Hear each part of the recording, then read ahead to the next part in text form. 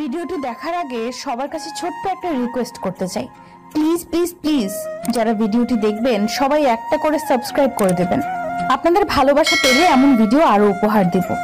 ভিডিওগুলো বানাতে অনেক কষ্ট হয়, আমি জানি। এই ভিডিওটি অনেক মানুষই দেখবেন, তাই প্লিজ একটা করে সাবস্ক্রাইব করে দেবেন। আর যারা আমাকে ভালোবাসে তারা সবাই একটা করে লাইক দিয়ে দেখিয়ে দিবেন লাভ ইউ অল। তো চলুন আজকের ভিডিওটি শুরু করা যাক। গল্প শুরু করার আগেই বলে দেওয়া হচ্ছে এটি একটি কাল্পনিক গল্প।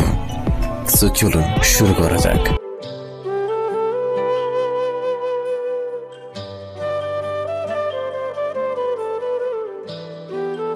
আপনার শর্তে আমি রাজি আছি। আপনি কাল অফিস থেকে আসার পর আমাকে আর এই বাড়িতে পাবেন না। আপনি আসার আগেই আমি চলে যাব। নিহার চলে যাওয়ার কথা শুনে জয়ের মনে যেন আনন্দে লাড্ডু ফুটতে লাগলো। এই তো সুযোগ, এই কেউ ছোট লোকটাকে বিদায় করার।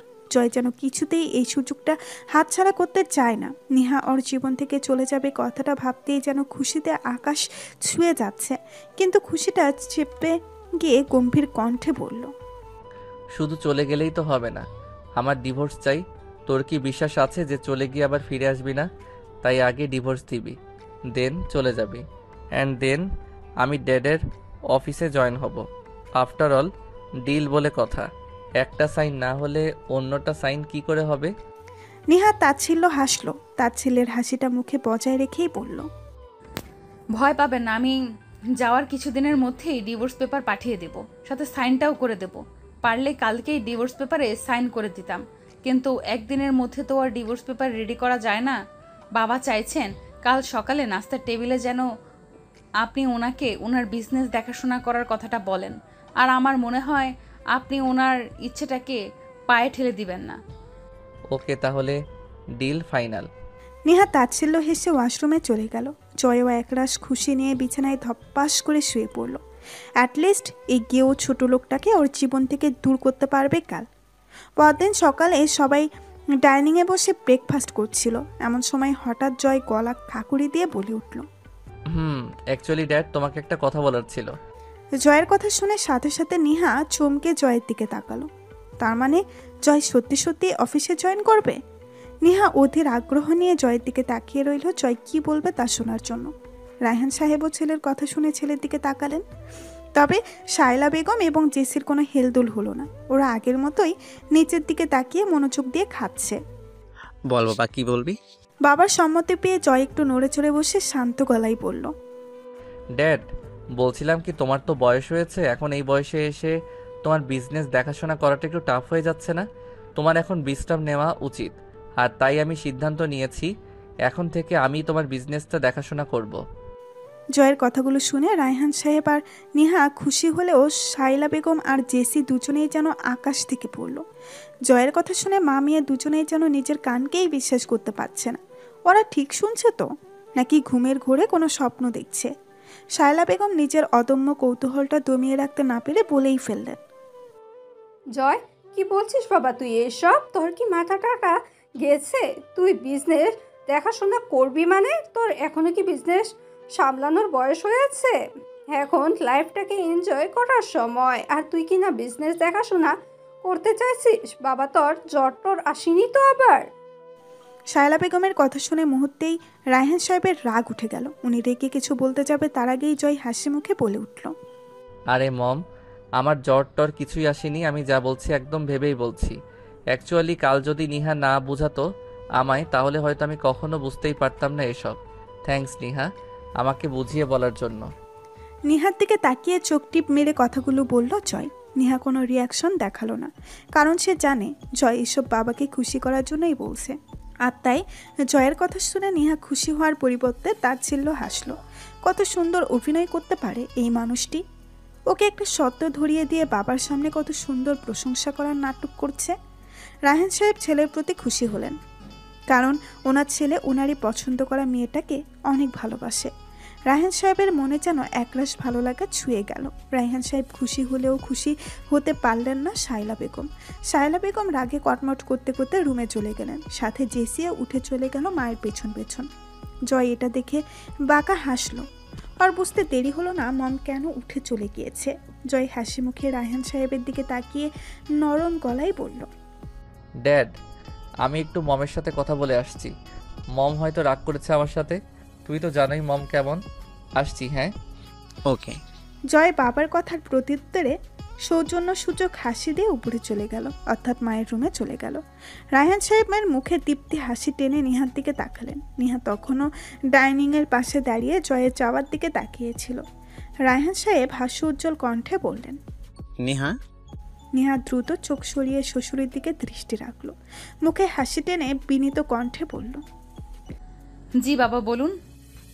জানিস মা, আজ আমি অনেক খুশি। অবশেষে জয়ে আমার বিজনেসটার দায়িত্ব নিতে চললো। আর এসব সম্ভব হয়েছে একমাত্র তোর জন্য। তোকে ধন্যবাদ দিব না, কারণ বাবা হয়ে মেয়েকে ধন্যবাদ দেওয়াটা বেমানান। তুই বরং বল যে তুই আমার কাছ থেকে কি চাস। না বাবা, আমার কিচ্ছু লাগবে না। আপনি বরং আমার জন্য বেশি বেশি দোয়া করিয়েন। আপনার দোয়াই আমার সব। আমার কিচ্ছু চাই না। আপনি খুশি হয়েছেন সেটাই অনেক আমার জন্য। আরে মা, দোয়া তো আমি সবসময় করি, কিন্তু কিছু দেওয়ার সুযোগ তো বারবার আসে না। তাই আজ আমি তোকে কিছু দিতে চাইছি। বল কি চাস তুই। বললাম তো বাবা, আমার কিচ্ছু লাগবে না। আমার সব আছে। আপনি শুধু দোয়া করলেই হবে। আমি সত্যই অনেক ভাগ্যবান রেমা যে তোর মতন একটা মেয়ে পেয়েছি। তোর জন্য আজ আমার ছেলেটা বদলালো।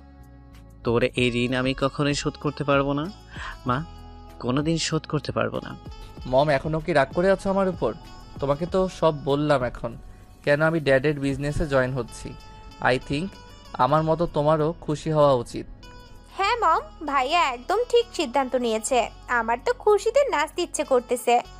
অবশেষে গেও ছোট লোকটা আমাদের বাড়ি থেকে বিদায় হবে। উফ, শান্তি। জয় মাকে রুমে এসে সব বলার পরেও যখন মায়ের মুখে হাসি ফুটলো না, তখন জেসি কথাগুলো বলল। তো এই ভাই বোনের কথা শুনে শায়লা বেগম ক্ষীণ কণ্ঠস্বরে বলল, সত্যি চলে যাবে ওই ছোট লোকটা, নাকি টপ মেরেছে তোকে? মম, ওকে এতদিনে আমার এইটুকু চেনা হয়ে গেছে যে ও কথার খেলাপ করবে না। আমার বিশ্বাসও যেটা বলছে সেটা রাখবে। ছেলের কথা শুনে মুহূর্তেই শায়লা বেগমের মেঘে ঢাকা মুখটা খুশিতে ঝলমল হয়ে গেল। হেসে ছেলের কাঁধে হাত রেখে বললেন, গ্রেট বাবা, এই না হলে আমার ছেলে। তুই একদম ঠিক সিদ্ধান্ত নিয়েছিস বাবা। আমি তোর সিদ্ধান্তে অনেক বেশি খুশি হয়েছি। এখন যা, তোর জন্য নিচে তোর বাবা বসে আছে। তুই তো এখনো রেডি হসনি। তাড়াতাড়ি রুমে গিয়ে রেডি হয়ে নে। আর হ্যাঁ, ওই ছোট লোকটাকে আরও একবার ওর দেওয়া কথাটা মনে করিয়ে দিবি যাওয়ার আগে। আমি তো আজ সবাইকে ট্রিট দিব খুশিতে। জেসি, রেডি হয়ে নে, আমরা বের হব। জয় কিছু না বলেই মুস্কি হেসে মায়ের রুম থেকে বেরিয়ে আসলো। ড্রয়িং রুমে আসতেই রায়হান সাহেব বলে উঠলেন, কথা হয়েছে মা ছেলের? হ্যাঁ ড্যাড, তুমি 5 মিনিট বসো, আমি রেডি হয়ে আসছি। আচ্ছা, তাড়াতাড়ি আসিস। আফটার অল আজ তোকে সব বুঝিয়ে দিতে হবে তো আমার। আজ তোকে সব বুঝিয়ে দিয়ে কাল থেকে আমি বাড়িতেই থাকবো। গো ফার্স্ট। নেহামা, তুইও যা, ওর কিছু প্রয়োজন হতে পারে। নিহার অবাক করা প্রশ্ন শুনে রায়হান সাহেব হেসে বললেন, হ্যাঁ জামা। নেহাও আর কোনো উপায় না পেয়ে অগত্য জয়ের পেছন পেছন রুমে গেল। নেহা কি করবে বুঝতে পারছে না, তাই রুমে এসে এক জায়গায় দাঁড়িয়ে রইল। জয় অফিসের জন্য নর্মাল ড্রেস পাল্টে ফর্মাল ড্রেস পরে নিল। তারপর আয়নার সামনে দাঁড়িয়ে মাথাটা আঁচড়ে নিয়ে গলার টাইটা বাঁধতে বাঁধতে নেহার দিকে না তাকিয়েই বলল, কাল কি ডিল হয়েছে মনে আছে তো? নেহা এতক্ষণ ধরে জয়ের দিকে তাকিয়ে জয়ের রেডি হওয়াগুলোই দেখছিল। আসলে জয়কে ফর্মাল ড্রেস আপে এত বেশি সুন্দর লাগছিল যে নেহা সব ভুলে গিয়ে এক দৃষ্টিতে জয়ের দিকে তাকিয়েছিল। আর এতটাই মুগ্ধ হয়ে অন্যমনস্কভাবে তাকিয়েছিল যে জয়ের প্রশ্নটা যেন ওর কানে পৌঁছালোই না। জয় নেহার কোনো উত্তর না পেয়ে গলার টাইটা ঠিক করতে করতে পেছন ঘুরে তাকালো। নেহা তখনও ওর দিকেই তাকিয়ে আছে। জয় কয়েক সেকেন্ড হিয়ার দিকে তাকিয়ে থেকে গলা খাকুড়ি দিয়ে বলল, হ্যাঁ হ্যাঁ, এই যে ম্যাম শুনছেন? জয় কথাটা একটু জোরে বলাতেই নিহাত চমকে উঠল, সাথে সাথে আমতা আমতা করে বলে উঠল, জি বলুন, কিছু বলছিলেন?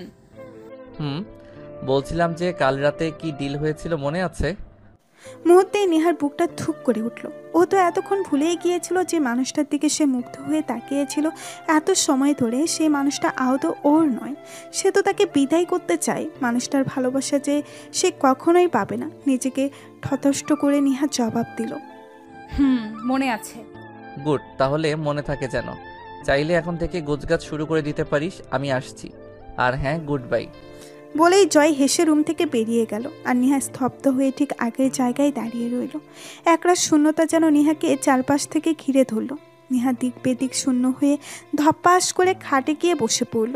তারপর নিজে নিজেই বিড়বিড় করে আওড়াতে লাগলো, আচ্ছা, আমি কি এমন ভুল করেছিলাম যে আমাকে ভালোবাসা যায় না? কি এমন অন্যায় করেছি যে এই 1 বছরেও ওনার মনে আমার জন্য ভালোবাসা সৃষ্টি করতে পারলাম না? ভেবেছিলাম হয়তো আস্তে আস্তে সব ঠিক হয়ে যাবে। মনে করেছিলাম একদিন না একদিন আমাকে ঠিক বুঝবে, ভালোবাসবে। কিন্তু আমি ভুল ছিলাম। আমি পারলাম না ওনার মনে আমার জন্য ভালোবাসা তৈরি করতে, পারলাম না ওনার মনে আমার জন্য একটু জায়গা করে নিতে। আসলেই আমি ব্যর্থ। উনি একদম ঠিক বলেছেন, আমি আসলেই ওনার লাইফে থাকার কোনো যোগ্যতা নেই। যেই মেয়ে 1 বছরও স্বামীর মন জয় করতে পারে না, তার আসলে স্বামীর ঘরে থাকাটাই মানায় না। আমি চলে যাব, অনেক দূরে চলে যাব, আর কখনো আর জীবনে ফিরে আসবো না। কথাগুলো বলতে বলতে নিজের অজান্তেই চোখের কোণ বেয়ে দুফোঁটা জল গড়িয়ে পড়ল নেহার। তবে সন্তপনে সে তা মুছেও নিল। আর সে কাঁদবে না। এই চোখের পানিগুলো সে আর বের হতে দিবে না। নেহা নিজেকে সামলে নিয়ে আস্তে আস্তে একটা একটা করে কাপড় গুছানোতে মনোযোগ দিল। এখনই সব গুছিয়ে নেওয়া উচিত, কারণ দুপুরের পরপরই বের হতে হবে, নয়তো ট্রেন মিস হয়ে যাবে। অন্যদিকে রায়হান সাহেব ছেলেকে অফিসে এনে সবার সাথে পরিচয় করিয়ে দিতে লাগলো। এই বলে যে এখন থেকে জয় অফিসের নতুন এমডি। তাই রায়হান সাহেবের কথায় সবাই জয়কে স্যার বলে সম্বোধন করতে লাগলো।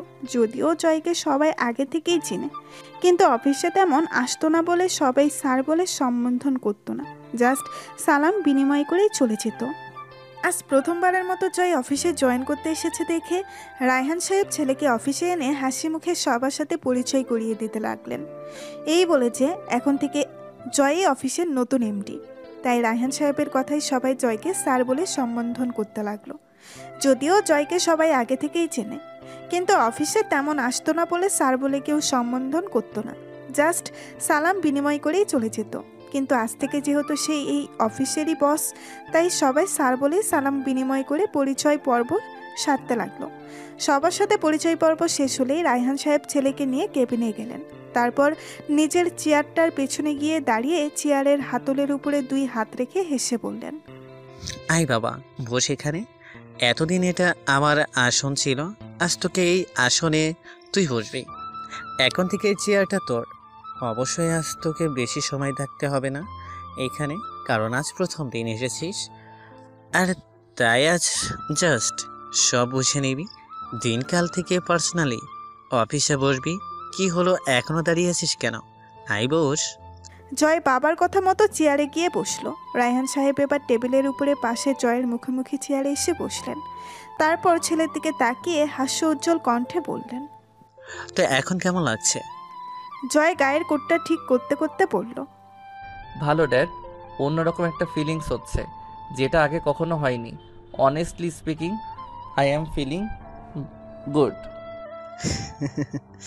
যাক, ভালোই হলো। তাহলে জানিস আজ আমি কত খুশি তোর উপর।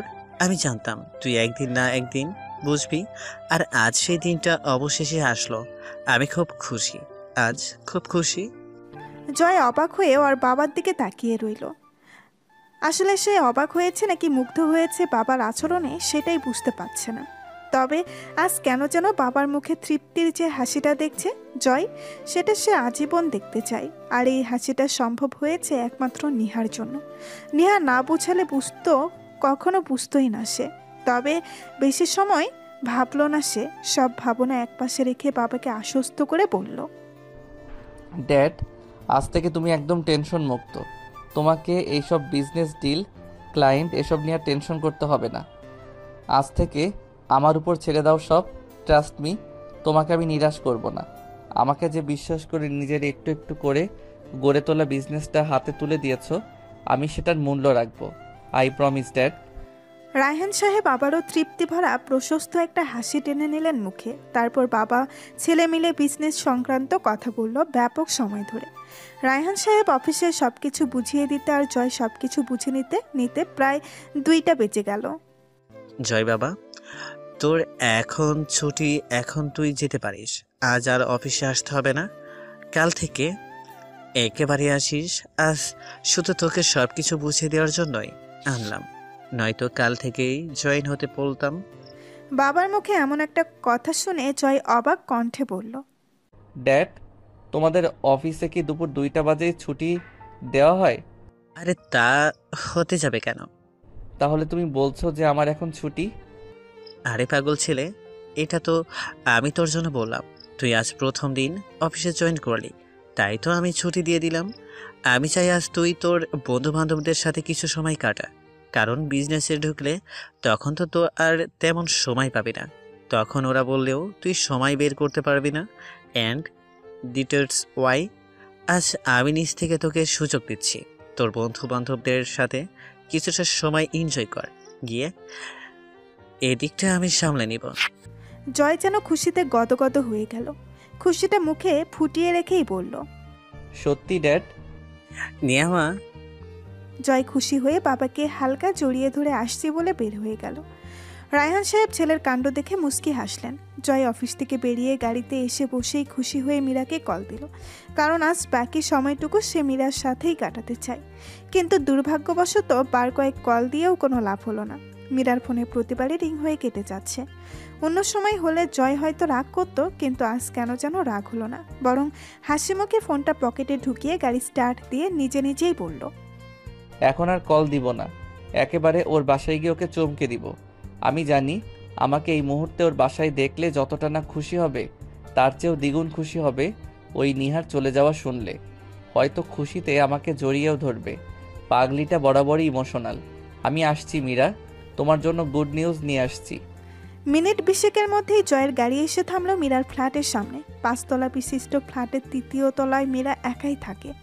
চাকরির সুবাদে ওকে এখানে একাই থাকতে হয়। পরিবারের সবাই বাড়িতেই থাকে, যদিও জয় মীরাকে অনেকবার বলেছিল যেন ফ্যামিলিকে এখানে নিয়ে আসে। এমন ঢাকা শহরে একটা ফ্ল্যাটে একা একটা মেয়ে থাকা খুবই রিস্ক, কিন্তু মীরা বরাবরই জয়ের কথাকে অগ্রাহ্য করে গিয়েছে। মীরার একটাই কথা, সে একা থাকতে পারবে, আর কিচ্ছু করতে পারবে না কেউ। তাই জয়ও আর কিছু বলে না।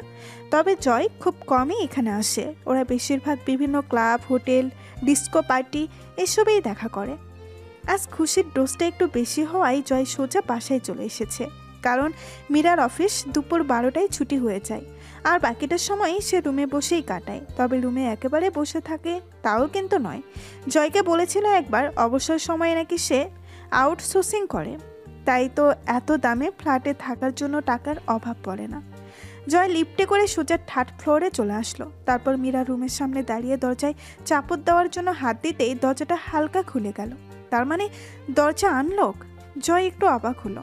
মীরা দরজা নক না করে ভেতরে বসে আছে। এই মেয়েটাও না? আচ্ছা, ওর কি ডর ভয় নেই? এমন একা একটা ফ্ল্যাটে দরজা খোলা রাখার মানে হয়? দরজাটা লক করতেও কি মনে থাকে না? যত সব। আজ ওকে এই বিষয়ে সাবধান করতেই হবে, নয়তো না জানি কখন কি অঘটন ঘটে যায়। আজ এর একটা বিহিত করতেই হবে। কথাগুলো নিচে নিচে বলে জয় যেই না দরজাটা সরিয়ে ভেতরে ঢুকলো, তখনই কিছু আপত্তিকর কথা আর হাসির আওয়াজ শুনে জয়ের পা চোরা সেখানেই থেমে গেল। শিহাব, তুমি কিন্তু দিন দিন ভারী অসভ্য হয়ে যাচ্ছ। এতটা ডেসপারেট হও কেন বলো তো? প্রতিদিন 3 ঘন্টা করে সময় দেওয়ার পরেও কি তোমার মন ভরে না?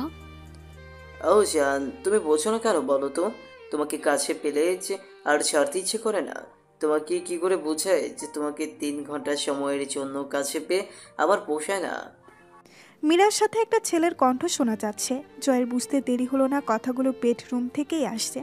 মুহূর্তেই যেন রাগে জয়ের চোখ মুখ রক্তবর্ণ ধারণ করলো। এক মুহূর্তেও দাঁড়িয়ে না থেকে গত পায়ে এগিয়ে গিয়ে মীরার বেডরুমের দরজাটা ধাক্কা দিয়ে খুলে ফেললো। দরজা খুলে সামনে তাকাতেই জয় যেন 440 ভোল্টের শক খেলো। মীরাকে সে এই অবস্থায় দেখবে সেটা কখনো কল্পনাও করেনি। মীরা কিনা ওকে ধোঁকা দিল। জয় নিজের চোখকে বেশিক্ষণ সেদিকে ধরে রাখতে পারল না। দ্রুত চোখটা নিচের দিকে নামিয়ে নিল। নিচের দিকে তাকিয়ে ঝাঁঝালো কণ্ঠে বলল, বাহ, আজকাল তাহলে আউটসোর্সিংয়ের নামে রুম ডেটও হয়? হঠাৎ করে আওয়াজ কানে আসতেই মীরা আর শিহাব দুজনেই চমকে দরজার দিকে তাকালো। আর জয়কে দেখতে পেয়ে দুজনেই যেন অবাকের চরম পর্যায়ে পৌঁছে গেল। জয় নিচের দিকে তাকিয়ে আছে। মীরার মুখ থেকে অস্ফুট স্বরে বের হলো, জয়।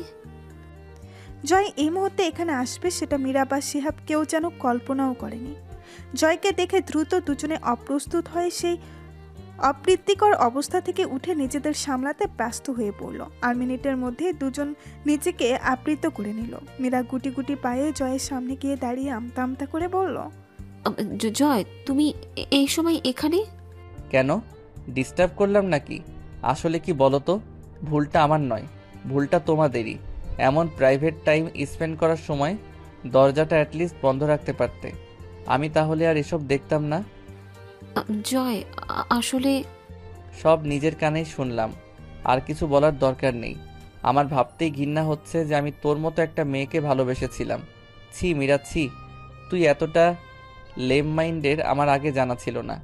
আমি যদি আগে জানতাম তুই এমন নিচু স্বভাবের, তাহলে তোকে ভালোবাসা তো দূর, তোর সাথে কখনো কথাই বলতাম না। তোর মতো মেয়েরা তো কারো ভালোবাসা পাওয়ার যোগ্যতাই রাখিস না। সাথে সাথে মীরা তাচ্ছিল্য হেসে উঠল। তাচ্ছিল্য হেসে বলল, আরে তুই আমাকে কি ভালোবাসবি? আমি তো তোকে ভালোবাসি না। তোর মতো ছেলেকে কে ভালোবাসবে? হ্যাঁ, তোকে তো প্লে বয় বললেও ভুল হবে না। তোর তো একটা দিয়ে হয় না, তোর ঘরে একজন লাগে, আবার বাইরে একজন লাগে। তুই তো হেভি মাল রে। তুই কি মনে করেছিস তোর সাথে দেখা করি, কথা বলি, পার্টি, ক্লাব এসবে যাই বলে তোকে আমি ভালোবাসি? তাহলে বলবো তুই ভুল ভাবছিস। কারণ আমি নিহার মতো অতটাও বোকা নয় যে নিজের স্বামীকে অন্য কারো হাতে তুলে দিব। আমি অতটাও মহৎ নয়। আমি তো জাস্ট তোর সম্পত্তির জন্য তোর সাথে ভালোবাসার অভিনয় করতাম। ভেবেছিলাম তোকে কোনো রকম বিয়েটা করে তোর সব সম্পত্তি নিজের নামে করে নিব। কিন্তু তুই তো আমাকে বিয়েও করবি না, আর তোর সম্পত্তিও আমি আর এই জন্মে পাবো না। তাই ভাবলাম তোর জন্য আর অপেক্ষা না করে নিজের লাইফটা এবার সেটেল করে নেই। তুই কি মনে করেছিস হ্যাঁ, তুই বিয়ে করে বউ নিয়ে রাত কাটাবি আর আমি তোর অপেক্ষায় সন্ন্যাসী হয়ে বসে থাকবো? আহা, সেটা মোটেও না। তুই যেমন বিয়ে করে নিজের সুখটা খুঁজে নিয়েছিস, তেমন আমিও আমার সুখটা খুঁজে নিলাম। হিসাব বরাবর। তোর জন্য শুধু শুধু। বাকি কথা আর শেষ করতে পারল না মীরা। তার আগেই জয় সজোরে একটা থাপ্পড় বসিয়ে দিল মীরার গালে। জয়ের শক্ত হাতে চর খেয়ে মীরা গালে হাত দিয়ে হা হয়ে তাকিয়ে রইল জয়ের দিকে। ওর যেন বিশ্বাসই হচ্ছে না জয় ওকে থাপ্পড় দিয়েছে।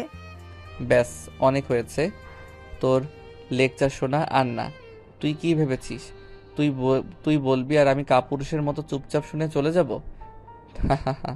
তা তো হবে না। এতক্ষণ তুই বলেছিস, এখন আমি বলবো। আরে তুই কাকে প্লে বয় বলছিস? হ্যাঁ, যে তোকে পাগলের মতো ভালোবাসতো তাকে? নাকি যে তোর পথ চেয়ে এখনো বিয়ে হওয়ার 1 বছর পরেও নিজের স্ত্রীকে ছুঁয়ে পর্যন্ত দেখেনি তাকে? তোর জন্য, শুধু তোর জন্য আমি আজ পর্যন্ত নেহাকে নিজের স্ত্রী হিসেবে মেনে নেইনি। শুধু তোকে ভালোবাসি বলে আমি ওকে স্ত্রীর অধিকার দেইনি যে আমি এক ঘরে থেকেও নিজের স্ত্রীকে স্পর্শ করে দেখিনি আজ পর্যন্ত। তুই তাকে প্লে বয় বলছিস? আরে আমি তো তোর জন্য সব ছেড়ে দিতে রাজি ছিলাম, আর তুই কিনা আমাকেই প্লে বয় বানিয়ে দিলি। বাহ বাবা বাহ, তুই তো পারিসও বটে। তোদের মতো মেয়েরা আসলে সব করতে পারে। তুই নিজেই তো আস্ত একটা প্লে গার্ল, তাই আমাকেও তোর মতো ধরে নিয়েছিলি। বাট আফসোস, তুই খুব বড় ভুল করলি। তবে একটা জিনিস ভালোই হয়েছে, আর সেটা হলো তোকে আমি চিনতে পেরেছি। তোদের মতো মেয়েদেরকে আসলে শুধু বিছানা পর্যন্তই নেওয়া যায়, ভালোবাসা টাসা এসব তোদের জন্য না। তোরা তো পুরুষদের টাকা আর শরীরই চিনিস, তোদের কাছে তো ভালোবাসার কোনো মূল্য নেই। তুই বলেছিলি না আমার সম্পত্তির জন্য আমার সাথে ভালোবাসার অভিনয় করেছিলি? তা তোকে আর করতে হবে না, কারণ আজ থেকে না আমি তোকে চিনি আর না তুই আমাকে চিনবি। আসছি, গুড বাই। কথাগুলো বলে জয় আর 1 সেকেন্ডও সেখানে দাঁড়ালো না। দ্রুত পায়ে মীরার বাসা থেকে বেরিয়ে গেল। আর মীরা সেখানেই থ হয়ে দাঁড়িয়ে রইল। আসলে কিছু সময়ের মধ্যে ওর সাথে কি হয়ে গেছে সেটা বুঝতে পারছে না সে। সব কিছু মাথায় আসতেই ধপ করে বিছানায় বসে পড়ল মীরা। রাগের বশে জয়কে সব বলে দিয়ে খুব বড় যে ভুল করেছে সেটা মীরা বুঝতে পারছে। জয়কে এভাবে সব বলে দেওয়া উচিত হয়নি। মীরাকে ধপ করে বসে পড়তে দেখে শিহাব চিন্তিত কণ্ঠে বলল, মীরা, ঠিক আছো তুমি? আমার সব শেষ হয়ে গেছে শিহাব, সব শেষ হয়ে গেছে। মানে হলো আমি রাগের বশে আমার খারাপ উদ্দেশ্যের কথা জয়কে বলে দিয়ে অনেক বড় ভুল করেছি। আমি নিশ্চিত জয় আমাকে জেলের ভাত না খাইয়ে ছাড়বে না। তাহলে এখন কি করতে চাও? কাটা উপড়ে ফেলো। মানে তুমি যা বলছো ভেবে বলছো তো? আমি একদম ভেবে চিন্তে বলছি। গো ফাস্ট, চলো আমিও যাব তোমার সাথে। এইভাবে দিনের বেলায় নাইটি পরে বের হবে তুমি? লোকে কি বলবে? গাড়ি তো এনেছো নিশ্চয়ই? হ্যাঁ এনেছি। তাহলে বেশি বক বক না করে তাড়াতাড়ি চলো, নয়তো পাখি ফুরুত করে উড়ে যাবে। বলে দুজনেই দ্রুত বাসা থেকে বেরিয়ে পড়ল। মামা, আর কতক্ষণ লাগবে ট্রেন ছাড়তে? প্রায় আধা ঘন্টা ধরে সিটে বসে আছি। 3:30টায় ছাড়বে বলে 4টা বাজতেছে, এখনও তো ছাড়ার নামগন্ধও নেই। ট্রেনে জানালার পাশে একটা সিটে বসে বিরক্ত হয়ে কথাগুলো বলল নেহা। পাশে একজন বয়স্ক মহিলা বসেছেন, বয়স হবে হয়তো 50-এর ঊর্ধ্বে। ট্রেনের টিকিট কালেক্টর যখন বয়স্ক মহিলাটির থেকে টিকিট কালেক্ট করতে আসলো, তখনই কালেক্টরকে কথাগুলো বলল নেহা। নেহার আসলেই খুব বিরক্ত লাগছে। 4টা বাজতেছে আর এখনও ট্রেন ছাড়ছে না। এত দেরিতে ট্রেন ছাড়লে সে বাড়িতে যেতে যেতে তো রাত 10টা বাজবে। আসলে ট্রেনের এই একটা সমস্যা, আগে যদি টিকিট না কেটে রাখা হয় তাহলে বোঝা যাবে কত ধানে কত চাল। কালেক্টর কিছু না বলেই চলে গেল। হয়তো উনি নিজেও জানেন না ট্রেন কখন ছাড়বে। নেহা বিরক্ত নিয়ে সিটে হেলান দিয়ে চোখ বন্ধ করে নিল। আর তখনই হঠাৎ করে নেহার পার্সে থাকা মোবাইল ফোনটি হনহনিয়ে বেঁচে উঠল। এই সময় কল আসবে নেহা সেটা আশা করেনি। আর তার চেয়েও বড় কথা হলো, ও যে কখন ভুল করে মোবাইলটা পার্সে নিয়েছে সেটাও জানে না। মনে থাকলে হয়তো ফোনটা কখনোই নিত না। নেহা সোজা হয়ে বসে পার্স থেকে মোবাইলটা বের করতে করতে বিরক্ত হয়ে বলল, এই সময় আবার কে কল করেছে? কেন যে ভুল করে মোবাইলটা আনতে গেলাম? নেহা এসব বিড়বিড় করতে করতে মোবাইলটা চোখের সামনে এনে ধরলো। আর সাথে সাথে হাতটা অটোমেটিক মুখে চলে গেল, কারণ কলটা আর কারো নয়, রায়হান সাহেবের। এ কি, এ সময় বাবার ফোন? বাবা আবার কল দিচ্ছে কেন? কি করব এখন? কল কি রিসিভ করব নাকি করব না? কল রিসিভ না করলে তো আবার বাবা কষ্ট পাবে। আর তাছাড়া জরুরি কোনো প্রয়োজনেও তো কল দিতে পারে। কথাগুলো নিজের মনে আওড়াতে আওড়াতে এর মধ্যেই 2বার রিং হয়ে কেটে গেল। তৃতীয়বার রিং হতে নেহা চিন্তিত হয়ে গেল। আচ্ছা, কলটা কি রিসিভ করা উচিত? এতবার কল দেওয়ার নিশ্চয়ই কোনো কারণ আছে, নয়তো বাবা তো কখনো এতটা কল একসাথে দেয় না। না, কলটা রিসিভ করেই ফেলি, যদি বিশেষ কোনো কারণে কল করে থাকে। নেহা এসব ভেবে ফোনটা রিসিভ করে কানের কাছে ধরল। নেহা কিছু বলে ওঠার আগেই ওপাশ থেকে কান্না মিশ্রিত কণ্ঠে ভেসে আসলো, তোরা এখন এই সিটি হসপিটালে চলে আয়। জয় অ্যাক্সিডেন্ট করেছে, শাইলা আর জেসিকাকেও বল। আমি ওদেরকে কল দিচ্ছি কিন্তু পাচ্ছি না, তাড়াতাড়ি আয় মা। এতটুকু বলেই রায়হান সাহেব কলটা কেটে দিলেন। নেহা কিছু বলার সুযোগ পর্যন্ত পেল না। নেহার যেন মুহূর্তেই পায়ের নিচ থেকে মাটি সরে গেল। আর এক মুহূর্তেও সিটে বসে না থেকে দিক বেদিক শূন্য হয়ে দৌড়ে ট্রেন থেকে নেমে পড়ল সে। ভেতরে যে ওর লাগেজ ফেলে এসেছে সেটা যেন খেয়ালই নেই। ওর মনে এখন শুধু একটাই চিন্তা, আর সেটা হলো ওর হসপিটালে পৌঁছাতে হবে যে করেই হোক। নিহার এমন পাগলের মতো দৌড়ে বের হওয়া দেখে সবাই হাঁ করে তাকিয়ে আছে ওর দিকে, কিন্তু নিহার সেদিকে কোনো খেয়াল নেই। কোনো মতে দৌড়ে গিয়ে একটা সিএনজি ধরে উঠে বসলো নিহা। উদ্দেশ্য তার সিটি হসপিটাল। চিন্তায় যেন মাথা ফেটে যাচ্ছে। ড্রাইভারকে বারবার তাড়া দিচ্ছে গাড়ি স্পিডে চালানোর জন্য, কিন্তু পথ যেন শেষই হচ্ছে না। মামা একটু আস্তে চালান না। ড্রাইভার সামনের লুকিং গ্লাস দিয়ে নিহাকে একবার ভালো করে দেখে নিয়ে গাড়ির স্পিড আরও একটু বাড়িয়ে দিল। ড্রাইভারও হয়তো নিহার অস্থিরতা বুঝতে পেরেছে। প্রায় আধা ঘন্টা পর নিহা সিএনজি এসে থামলো হসপিটালের সামনে। সিএনজিটা ভাড়াটা কোনো মতে বুঝিয়ে তাড়াহুড়া করে ফাঁকা মস্তিষ্ক নিয়ে দৌড় দিল হসপিটালের দিকে। হয়তো জায়গাটা হসপিটাল হওয়ায় নিহা দৌড়ে যাওয়ার দিকে কারো কোনো খেয়াল নেই, কারণ এখানে সবাই নিজেদের চিন্তা নিয়ে ব্যস্ত। অন্য কারোর দিকে তাকানোর সময় কোথায়? নেহা রিসেপশন লিস্টের কাছে এসে কোনো মতে হাঁপাতে হাঁপাতে তাড়াহুড়া কণ্ঠে জিজ্ঞেস করলো, এক্সকিউজ মি মিস, মিস্টার জয় মাহমুদের কেবিন কোন রুমে জানাবেন প্লিজ? রিসেপশন লিস্ট সৌজন্য সূচক হাসি দিয়ে একটা ফাইল দেখে বিনীত কণ্ঠে বলল,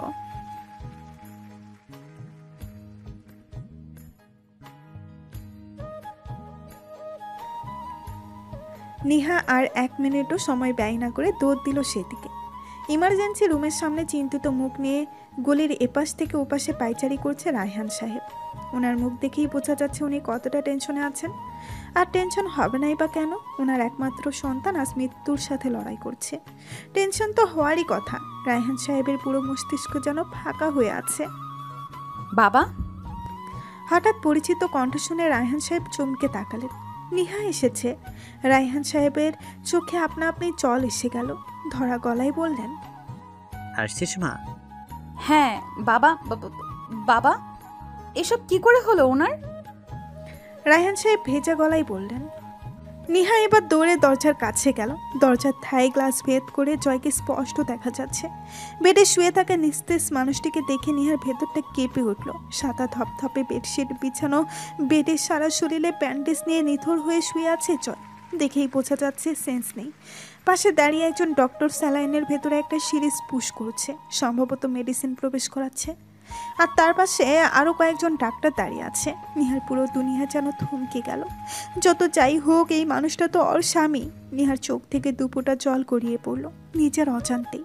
নিহা মনে মনে শুধু একটা দোয়াই করছে, মানুষটির যেন কিছু না হয়, আল্লাহ যেন জয়কে তাড়াতাড়ি ভালো করে দেয়। নিহা যেন আর দাঁড়িয়ে থাকতে পারল না সেখানে। হাতের উল্টো পিঠ দিয়ে চোখে জল মুছে নিয়ে ফাঁকা মস্তিষ্ক নিয়ে সেখানে রাখা একটা টুলে গিয়ে ধপ করে বসে পড়ল।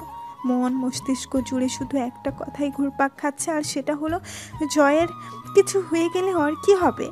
হ্যাঁ, এটা ঠিক যে জয় ওকে ভালোবাসে না, এমনকি ওকে স্ত্রী হিসাবেও মানে না, কিন্তু তারও সে তো ওর স্বামী। মানুষটা না থাকলে তো ওর সব কিছু উল্টাপাল্টা হয়ে যাবে। কারণ আমাদের সমাজে বিবাহিত মেয়েদের মূল্য তখনই থাকে যখন ওর স্বামী থাকে, আর যখন স্বামী নামক মানুষটির অনুপস্থিতি ঘটে তাহলে মেয়েটার আর কোনো মূল্যই থাকে না।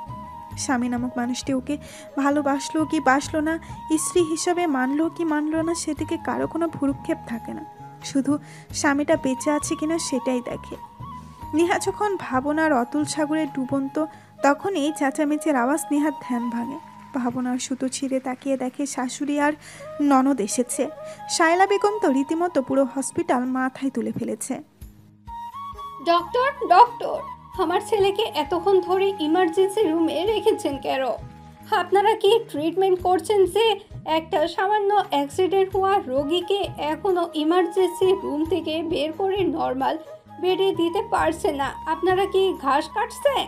আমি বলে দিচ্ছি, আমার ছেলের যদি ঠিক না হয় তাহলে পুরো হসপিটালকে আমি হেল করে দিব।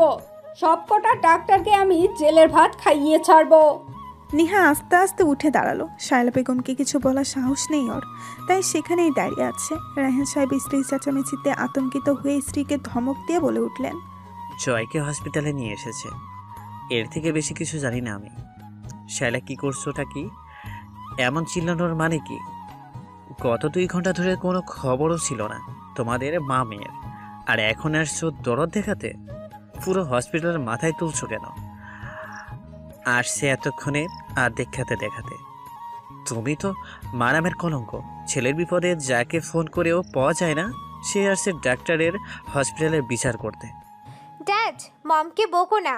আসলে আমি আমার আর মমের ফোনটা সাইলেন্ট করে রেখেছিলাম, তাই বুঝতে পারিনি। মেয়ের কথায় রায়হান সাহেব আরও রেগে গেলেন। রেগে গিয়ে বললেন, চুপ করো ইডিয়েট। তোকে আমার মেয়ে বলতে লজ্জা হচ্ছে। হয়েছিস তো আজ তো মায়ের মতো, যেমন মা তার তেমন মেয়ে। অকর্মর ঠেকি কোথাকার, 1000বার কল দিয়েও পাওয়া যায় না, আরও আসছে বড় মুখ করে বলতে মোবাইলটা সাইলেন্ট ছিল। এইটা বলো না যে কল রিসিভ করার সময় হয়নি। তোদের থেকে তো নেহা অনেক ভালো, ওর কাছে অন্তত আমার সকলের মূল্য আছে। কল দেওয়ার সাথে সাথে ছুটে এসেছে, আর তোদের কাছে তো আমার কলের কোনো মূল্য নেই। রায়হান সাহেবের কথা শুনে শায়লা বেগম আর জেসি দুজনেই অবাক হয়ে একে অপরের দিকে তাকালো। ওদের মনে একটাই প্রশ্ন, নিহা এসেছে মানে? নিহার তো চলে যাওয়ার কথা ছিল, তাহলে কি ও যায়নি? দুজনেই অবাক হয়ে পাশে তাকাতেই নিহাকে দেখে মা মেয়ে দুজনের মাথায় বাস পড়ল। সত্যি এই ছোট লোকটা গেল না? তবে এখন কিছু বলা যাবে না, কারণ এখন রায়হান সাহেব আছে। সময় হলে ওর বিষয়টা দেখা যাবে। শায়লা বেগম নিহার দিক থেকে চোখ সরিয়ে আবারও স্বামীর দিকে তাকালেন।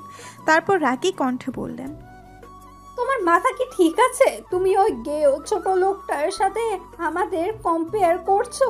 How funny! তোমার মন মানসিকতা এখনো কি গ্রামে রয়ে গেল, তাই না? যত সব। শাইলা, তোমরা আসলে এখনো মানুষ হতে পারলে না। আমার ছেলেটা মৃত্যুর সাথে লড়াই করছে, আর তুমি আছো কম্পেয়ার নিয়ে। সত্যই তোমরা পারো বটে, হসপিটালে এসেও এমন কথা বলতে শুধু তোমাদের মতো মানুষেরাই পারে।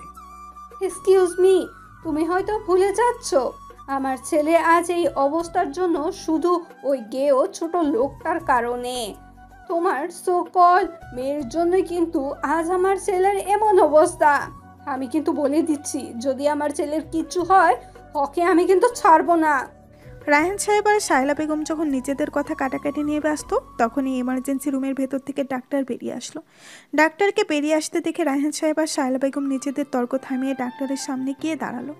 সাথে নিহা আর জেসিও গেল। রায়হান সাহেব বিনীত কণ্ঠে ডক্টর জয়, বললেন, জয় কেমন আছে এখন? আমরা কি ওর সাথে দেখা করতে পারবো একবার? আমার ছেলেটা ঠিক হয়ে যাবে তো? এখন কি অবস্থা ওর? রায়হান সাহেবের অস্থিরতা হয়তো ডাক্তার বুঝতে পেরেছেন, তাই তো রায়হান সাহেবের কাঁধে হালকা করে হাত রেখে চোখে চোখ রাখলেন। তারপর নরম গলায় বললেন, দেখুন রায়হান সাহেব, আমি জানি আপনি আপনার ছেলের জন্য চিন্তিত, কিন্তু সব কিছু তো আর ডাক্তারদের হাতে থাকে না, তাই না?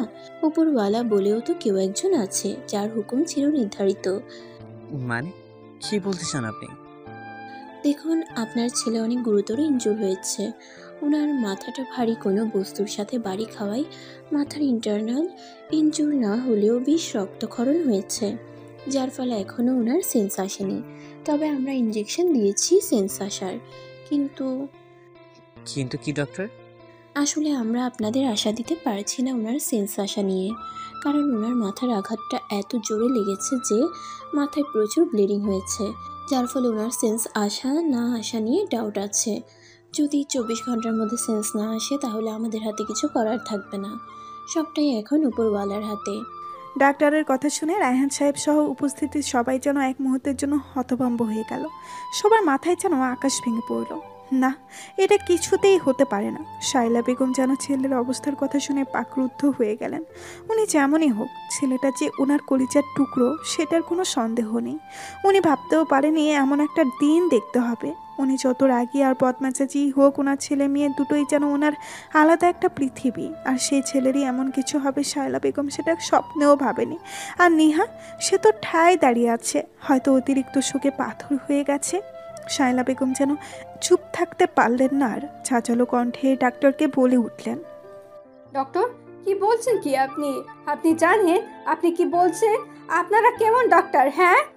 যে একটা সামান্য অ্যাক্সিডেন্টের রুগীকে বাঁচাতে পারবেন না বলছেন? শুনুন, আমার ছেলেকে তাড়াতাড়ি সুস্থ করে তুলুন। যত টাকা লাগে আমি দিব, তবু আমার ছেলেকে সুস্থ চাই। আর যদি আমার ছেলের কিছু হয় তাহলে পুরো হাসপাতাল আমি হেল করে দিব, আর আপনাদের সবাইকে জেলের ভাত খাওয়াবো। Mind it. দেখুন ম্যাম, আমাদের তো এই ক্ষেত্রে কিছু করার নেই, তাই না? সব কিছু তো আর টাকা দিয়ে হয় না। টাকা দিয়ে যদি সব হতো তাহলে মানুষ টাকা দিয়ে আগে নিজের হায়াতটা বাড়িয়ে নিত, যাতে মরতে না হয়। আরেকটা কথা, আপনি যেটাকে একটা সামান্য অ্যাক্সিডেন্ট বলছেন সেটা কিন্তু একদম সামান্য নয়। ওনার মাথার আরেকটা পর্দা ফাটলেই কিন্তু ওনাকে বাঁচানো যেত না। ওনার মাথার আরেকটা পর্দা ফাটলেই কিন্তু ওনাকে বাঁচানো যেত না। তার মানে বুঝতেই পারছেন আঘাতটা কেমন লেগেছে। ওনার সেন্স ফেরা আর নেয়া ফেরা সব উপরওয়ালার হাতে। সৃষ্টিকর্তাকে স্মরণ করুন যেন উনি আপনার ছেলেকে সুস্থ করে দেন। তবে আরেকটা কথা, ওনার সেন্স ফিরলেও ওনার শরীরের বিভিন্ন অংশ মারাত্মকভাবে আঘাতপ্রাপ্ত হওয়ায়, বিশেষ করে ডান হাত আর ডান পাতে বেশি আঘাত লাগায় উনি বেঁচে থেকেও মৃতপ্রায় হয়ে থাকবেন। মানে? রায়হান সাহেবের কণ্ঠে উদ্বিগ্নতা। মানে হলো উনি সুস্থ হলেও কখনো হাঁটতে পারবেন কিনা সেটা নিশ্চিত না। ওনার পা দুটো মারাত্মকভাবে ইনজুর হওয়ায় উনি কখনো হাঁটতে পারবেন কিনা সেটা আমরা নিশ্চিতভাবে বলতে পারছি না। সবসময় শুয়ে বসেই কাটাতে হবে। তবে আল্লাহ চাইলে তো অসম্ভবও সম্ভব হয়, তাই আমরা পুরোপুরি কোনো কিছু নিশ্চিতভাবে বলতে পারছি না। কারণ আল্লাহ চাইলে উনি সুস্থ হতেও পারেন, তবে আমরা কোনো গ্যারান্টি দিতে পারছি না। কারণ আমাদের ডাক্তারি নলেজ থেকে যেটুকু বুঝতে পারলাম তার দ্বারা মনে হচ্ছে উনি আজীবন এভাবেই থাকবেন। বিছানায় শুয়ে থেকেই কাটাতে হবে। তবে আবারও বলছি, উপরওয়ালা চাইলে কিন্তু সব কিছু সম্ভব। এখন আপাতত সেন্স আসার জন্য দোয়া করুন। আমি আসছি। আচ্ছা, আমরা কি ওর সাথে একবার দেখা করতে পারবো? ডাক্তার যেতে গিয়েও থেমে গেল রায়হান সাহেবের প্রশ্নে। হতাশার হাসি এসে বলল, উনি এখন সেন্সলেস, আর এই মুহূর্তে ভিতরে কেউ অ্যালাউ নয়। আপনারা ওনার সেন্স ফিরে আসার পর ওনার সাথে দেখা করতে পারবেন। কারণ এখন ওনাকে অবজারভেশনে রাখা হয়েছে আর সেখানে কেউ প্রবেশ করার পারমিশন নেই। সো ধৈর্য ধরুন। বলেই ডক্টর সেখান থেকে চলে গেলেন আর রায়হান সাহেব সহ বাকি সবাই স্তব্ধ হয়ে দাঁড়িয়ে রইল। সবাই যেন বিশ্বাসই হচ্ছে না আজকের এই দিনটা দেখতে হবে। সবার বুকের ভেতর অজানা একটা ভয় এসে ভিড় জমিয়েছে। জয়ের কিছু হবে না তো? জয়ের সেন্স ফিরে আসবে তো? শায়লা বেগম তো রীতিমতো নেহাকে যা নয় তাই বলতে লাগলো।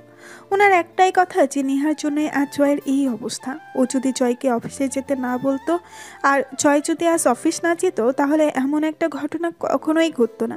নেহাও কিছু না বলে পাথরের মতো নীরবে সব শুনে গেছে। কারণ ওরও মনে হচ্ছে ওর কারণেই আজ জয়ের অ্যাক্সিডেন্ট হয়েছে। জয়ের অ্যাক্সিডেন্টের পেছনে কোথাও না কোথাও নিজেদেরকেই দায়ী মনে করছে নেহা। তবে নেহা চুপ করে শায়লা বেগমের কথাগুলো শুনলেও রায়হান সাহেবের কিন্তু চুপ করে থাকলেন না। স্ত্রীকে শক্ত কণ্ঠে জবাব দিয়েছেন, কারণ এতে তো নেহার কোনো দোষ নেই। যা হয়েছে সবই ভাগ্যে ছিল বলেই হয়েছে। এতে নেহাকে কথা শোনানোর কোনো মানে হয় না। 2 দিন পর আজ জয়কে রিলিজ দেওয়া হবে, যার কারণে রায়হান সাহেব 2 পা এক করতে পারছে না সেই সকাল থেকেই। হ্যাঁ, জয়ের সেন্স ফিরেছে। সেদিন ডাক্তার জয়ের সেন্স ফেরা নিয়ে গ্যারান্টি দিতে না পারলেও ভাগ্যক্রমে 24 ঘন্টার মধ্যে জয়ের সেন্স ফিরে আসে। তবে জয়ের সেন্স ফেরার পরেও জয় ইনজুর হওয়ায় ডাক্তার জয়কে হসপিটালেই ভর্তি রাখতে চায়। কারণ এই অবস্থায় জয়কে বাড়ি নিয়ে যাওয়া মানে যে বিপদ ডেকে আনা। কেননা জয়কে এখন বাড়ি নিয়ে গেলে জয় ভালো হওয়ার পরিবর্তে আরও খারাপ হয়ে যাবে। আর সবচেয়ে বড় কথা হলো জয়ের প্রপার ট্রিটমেন্ট আর প্রপার কেয়ার দরকার, যেটা হসপিটালে রেখেই করা সম্ভব।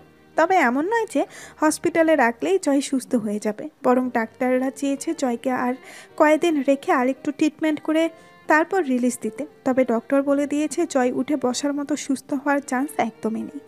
তারপরেও যদি এই মিরাক্কেলটা হয় তাহলে সে পুরোটাই উপরওয়ালার হাতে। ডক্টরের কথায় রায়হান সাহেব আর শায়লা বেগম রাজি হয়ে জয়কে আরও কিছুদিন হসপিটালে রাখতে চাইলেও নেহা আপত্তি করল। নেহার একটাই কথা, সে জয়কে বাড়ি নিয়ে যাবে, প্রয়োজনে সে জয়কে দেখাশোনা করবে, তবুও কিছুতেই সে জয়কে হসপিটালে রাখবে না। কারণ জয় হসপিটালে থাকলে সুস্থ হওয়ার বদলে আরও বেশি অসুস্থ হয়ে যাবে। হসপিটালে রাখাটা শুধু ট্রিটমেন্টের নাম করে টাকা খাওয়ার জন্য, কাজের কাজ কিছুই হবে না। এখানে থাকলে না কোনো ট্রিটমেন্ট করবে আর না কোনো ভালো দেখাশোনা করবে। তাই নেহার একটাই কথা, সে জয়কে বাড়ি নিয়ে যাবে। অবশ্য ডাক্তাররা সবাই নেহার কথায় আপত্তি করেছিল, কিন্তু নেহা বলেছে যদি জয়কে রিলিজ না দেয় তাহলে পুরো হসপিটালের নামে কেস করবে। তাই নেহার জোরাজুরিতেই ডক্টররা সবাই রাজি হয়েছে জয়কে রিলিজ দিতে। রায়হান সাহেবও নেহার কথায় খুশি হয়ে জয়কে রিলিজ করিয়ে নেওয়ার সম্পূর্ণ ব্যবস্থা করে ফেললেন। জয়কে বাড়িতে নিয়ে যাওয়ার কথাটা শুনে রায়হান সাহেব যেন খুশিতে আধখানা। নেহা বরাবরই রায়হান সাহেবের পছন্দের কাজটিই করে, আর এই জন্যই নেহাকে রায়হান সাহেব এত ভালোবাসেন। তবে শায়লা বেগম এক্ষেত্রে একটু নারাজ হলেন, কারণ ওনার ধারণা নেহা জয়কে বাড়িতে নিয়ে গিয়ে দেখাশোনা করার পরিবর্তে উল্টো ওর থেকে এতদিনকার সব প্রতিশোধ তুলবে। তাই শায়লা বেগম চেয়েছেন জয়কে বাড়িতে না নিয়ে বরং হসপিটালেই ভর্তি রাখা হোক। এজন্য স্বামীকেও অনেক বলেছে যেন নেহার কথায় কান না দেয় আর জয়কেও রিলিজ না করায়। কিন্তু রায়হান সাহেব নিজের সিদ্ধান্তে অটল। উনি সকাল থেকে ছুটাছুটি করে জয়কে রিলিজ করানোর সমস্ত ফর্মালিটিস পূরণ করে ফেললেন। বিকাল 4টার দিকে জয়কে রিলিজ দেওয়া হলো। শায়লা বেগম রাগ করে দুপুরেই বাড়িতে চলে গেছে, আর আসেনি। তাই রায়হান সাহেব আর নেহা মিলেই জয়কে বাড়িতে নিয়ে যাওয়ার সম্পূর্ণ ব্যবস্থা করেছে। নেহাদের বাসায় পৌঁছাতে পৌঁছাতে সন্ধ্যা 7টা বেজে গেল। শ্বশুর আর বৌমা মিলে কোনো মতে জয়কে হুইল চেয়ারে সহ গাড়ি থেকে নামালো। এসে দরজায় দাঁড়িয়ে কলিং বেল চাপতেই ঋতু দৌড়ে এসে দরজা খুলে দিল। দরজা খুলে নেহাকে দেখতে পেয়ে ঋতুর মুখে যেন রাজ্যের খুশি এসে ভর করলো। কারণ নেহা গত 2 দিন ধরে বাসায় একবারও আসেনি। তাই ঋতু মনে করেছিল নেহা সত্যি সত্যিই বাড়ি থেকে চলে গেছে। আর ঋতু এটাও মনে করেছিল যে জয়ের অ্যাক্সিডেন্টের ব্যাপারে নেহা কিছু জানে না। তবে এখন জয়ের পেছনে হুইল চেয়ার ধরে দাঁড়িয়ে থাকা নেহাকে দেখে যেন ঋতু খুব বেশি খুশি হলো। একগাল হেসে বলল, ভাবি আইসো তুমি, আমার যে কি খুশি লাগতাছে। ঋতুর কাণ্ড দেখে নেহা মুচকি হাসলো, হেসে বলল, বাইরে দাঁড় করিয়ে রেখে কথা বলবে, ভেতরে ঢুকতে দিবে না? আরে না না, তা কেন হবে, এসো ভেতরে এসো। ছোট সাহেব, আপনি এখন কেমন আছেন? জয় মুচকি হেসে ধমকের স্বরে বলল, ঋতু তোকে না কতবার বলেছি আমাকে ছোট সাহেব নয় ভাইয়া কিংবা ভাইজান বলে ডাকবি। ঋতু বিনীত কণ্ঠে বলল, আইসা ঠিক আছে ভাইজান। রায়হান সাহেব ওদের কাণ্ড দেখে মুচকি হেসে ভেতরে ঢুকে গেলেন। নেহা ও জয়কে নিয়ে ভেতরে প্রবেশ করলো। শায়লা বেগম আর জেসি জয়ের আসার খবর পেয়ে দুজনেই ড্রয়িং রুমে আসলো, তবে তেমন কোনো প্রতিক্রিয়া দেখালো না। জয়া কোনো কথা বলল না, কারণ সে মায়ের রাগ করার কারণটা জানে। মা বলেছিল বাবা নিয়ে যেতে চাইলেও যেন জয় বাড়িতে যেতে রাজি না হয়, কিন্তু জয় করলো তার উল্টো।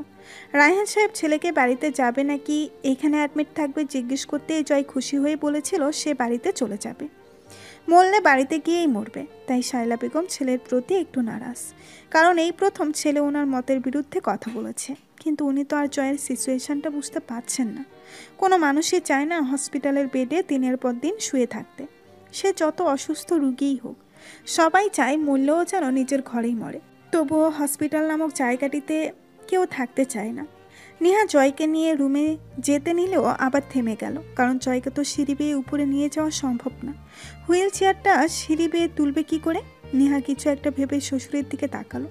রায়হান সাহেব তখন সোফাতেই বসা ছিলেন, আসলে ক্লান্ত লাগায় এসেই ধপ করে সোফাতে বসে পড়েছেন, গায়ের কোটটা পর্যন্ত খোলেননি।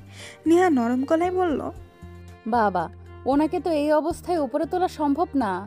বলছিলাম যে উনি যে কয়দিন সুস্থ হয়ে হাঁটতে না পারে সেই কয়দিন গেস্ট রুমে রাখি। পাগলি, এইটা আবার বিজনেস করার কি আছে? যেখানে সুবিধা লাগে সেখানে থাক, শুধু আমার ছেলেটার যেন কোনো রকম অসুবিধা না হয় মা। আমি জানি জয়ের সুস্থ হয়ে হাঁটতে পারার কথাটা ভাবো ভুল, কিন্তু বাবা হিসেবে তো আশা রাখতেই পারি। তোর উপর আমার পূর্ণ ভরসা আছে। এখন আমার শেষ ভরসাটা তুই। প্লিজ মা, আমার ভরসাটা ভেঙে দিস না। আপনি একদম নিশ্চিন্তে থাকুন বাবা, দেখবেন সব ঠিক হয়ে যাবে। তাই যেন হয় মা, তাই যেন হয়। কিন্তু আমার তো অন্য রুমে ঘুম হয় না, আমার রুম ছাড়া অন্য কোনো রুমে আমার ভালো লাগে না। জয়ের কথা শুনে নেহা এক নজর জয়ের দিকে তাকিয়ে ঋতুকে ডাক দিল। ঋতু সাথে সাথেই দৌড়ে আসলো। কও ভাবি, কিছু কি লাগবো? না, আমার কিছু লাগবে না, তুমি শুধু কষ্ট করে তোমার ভাইজানকে এক কাপ চা করে খাওয়াও, আমি ততক্ষণে আসছি। নেহাও আর সময় ব্যয় না করে দ্রুত পায়ে সিঁড়ি বেয়ে উপরে উঠে গেল, আর জয় হুইল চেয়ারে বসে থেকে নেহার যাওয়ার দিকে তাকিয়ে রইল। গত 2 দিন ধরে ওর প্রতি নেহার কেয়ারিং দেখে বোঝার উপায় নেই জয় ওর প্রতি এত অত্যাচার করত। নেহা উপরে চলে যেতেই শায়লা বেগম ঝাঁঝালো কণ্ঠে বলে উঠলেন, জয়, এখন তুইও তোর বাবার মতো নিহাকে সাপোর্ট করছিস? তোর কাছে আমার কথার কোনো দাম নেই, তাই না? আমি বারণ করার সত্ত্বেও তুই আমার কথা শুনলি না, ডেই করে চলে আসলি। হসপিটালাইজ থাকলে কি খুব বেশি ক্ষতি হতো? মম, এখানে সাপোর্ট করার কথা আসছে কেন? তুমি আমাকে ভুল বুঝছো। আমার হসপিটালে থাকতে ভালো লাগছিল না বলেই চলে এসেছি, কারো কথাই নয়। হসপিটালে থাকলে আমি সুস্থ হওয়ার বদলে আরও অসুস্থ হয়ে যাব বেশি। তার চেয়ে বরং তোমাদের চোখের সামনে থাকলে তোমাদের হলেও তো দেখতে পারবো। আর তাছাড়া ডাক্তাররা তো নিশ্চিত হয়ে বলতে পারছে না যে আমি হসপিটালে থাকলে সুস্থ হব কি না। যেখানে সুস্থ হওয়ার চান্স নেই সেখানে হসপিটাল থেকে কি করব মম? রায়হান সাহেব কিছুই বলছেন না, কারণ মা ছেলের কথার মধ্যে উনি বাম হাতটা ঢুকাতে চান না, তাই চুপচাপ উঠে রুমে চলে গেলেন। শায়লা বেগম জয়ের কথায় সন্তুষ্ট হতে পারলেন না, তাই স্বামীর অনুপস্থিতি পেয়ে আবারও রাগী কণ্ঠে বললেন, তোর যা ইচ্ছে তুই তাই কর, আমি আর কিচ্ছুটিই বলবো না। যখন দেখবি ওই ছোট লোকটা তোর থেকে এতদিনকার সব প্রতিশোধ নিচ্ছে, তখন বুঝবি আমি কেন কথাগুলো বলছিলাম।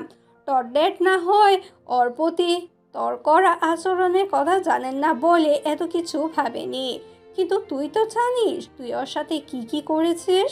তারপরেও তোর একবারও মনে হলো না মেয়েটা তোর থেকে প্রতিশোধ নিতে পারে? আর একবার এটা ভেবে দেখলাম, ও তো তোকে চলে যাবে বলেছিল, তাহলে গেল না কেন? নিশ্চয় তোর থেকে প্রতিশোধ নিবে বলে। মম, তুমি এসব নিয়ে ভেবো না। ওকে আমার এতদিনে এতটুকু চেনা হয়ে গেছে যে ও এমন কিছুই করবে না। আমার ভালো না করুক, অন্তত আমার ক্ষতি করবে না। আর তারপরেও যদি ও আমার থেকে প্রতিশোধ নিতে আমার কোনো ক্ষতি করে, তাহলে ভাববো এটাই আমার প্রাপ্য ছিল। জয়, তুই কিন্তু ভুলে যাচ্ছিস ওই ছোট লোকটার জন্যই কিন্তু তোর আজ এই অবস্থা, ওর কারণেই তোর অ্যাক্সিডেন্টটা হয়েছিল। না মম, ওর জন্য কিছু হয়নি, সবই আমার কর্মের ফল, আমার পাপের প্রায়শ্চিত্ত এটা। আমি এটাই ডিজার্ভ করি মম। আমি যা করেছি ওর সাথে তা হয়তো আল্লাহ তাআলা সইতে পারেনি, তাই তো এমন একটা শাস্তি দিল আমায়। শায়লা বেগম ছেলের কথা শুনে কেন যেন সন্তুষ্ট হতে পারলেন না। উনি ভাবতেও পারেননি জয় এমন কিছু বলবে। উনি ভেবেছিলেন জয় ওর অ্যাক্সিডেন্টের জন্য নেহাকে দোষারোপ করবে, কিন্তু হলো তার উল্টোটা। তাই উনি আর দাঁড়িয়ে থাকতে পারলেন না সেখানে। গত পায়ে সিঁড়ি বেয়ে উপরে উঠে গেলেন। জয় লম্বা একটা দীর্ঘশ্বাস ছেড়ে মায়ে যাওয়ার দিকে তাকিয়ে রইল, কারণ ওর কিছুই বলার নেই। ভাইজান, আপনার চা। জয় চোখ সরিয়ে ঋতুর দিকে তাকালো। তারপর ঋতুর হাত থেকে চায়ের কাপটা নিয়ে চুমুক দিতে লাগলো। তবে চায়ের কাপটা বাম হাতেই নিয়েছে, কারণ ডান হাতটা তো গলায় ঝুলানো।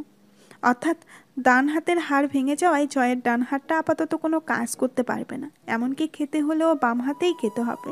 তাই চায়ের কাপটাও বাম হাতেই ধরেছে। জয় চা খেতে খেতে খেয়াল করলো নেহা ওদের রুমের সব জিনিসপত্র গেস্ট রুমে নিয়ে রাখছে।